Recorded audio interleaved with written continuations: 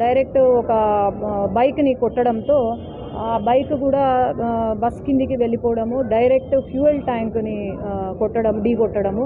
ఆ fuel tank మనకు తెలుసు, పెట్రోల్ కానీ డీజిల్ కానీ అంటుకుంటే సెకండ్స్లో అది మొత్తము అంటుకుంది. ఎందుకంటే అక్కడ విట్నెస్ ఒకరు ఆపోజిట్ డైరెక్షన్ నుంచి వచ్చిన వాళ్ళు కూడా అదే చెప్తున్నారు. ఏమని అంటే అది అంటుకోవడంతో సెకండ్స్లో మొత్తం బస్సే ఒక బాంబు పేలినట్టు పేలిందమ్మా అని అంటున్నారు. కొంతమంది ఆ టైంలో అంటే నిద్రపోతూ ఉంటారు కాబట్టి కొంతమంది అలర్ట్ అయ్యి విండో పగిలిగొట్టి దూకడం జరిగింది. మనం లోపల గమనిస్తే కూడా 40 మంది ట్రావెల్ చేస్తుంటే 40 మందిలో 19 మందిని ఐడెంటిఫై చేసి తీసుకురాగలిగాము. కొంతమంది అసలు ఏమి స్క్రాచ్ లేకుండా డిశ్చార్జ్ అయిపోయారు. కొంతమందికి ఫ్రాక్చర్స్, హెడ్ ఇంజరీస్ అయినాయి. కానీ ఎవరికి క్రిటికల్గా అయితే లేదు ఎవరికి.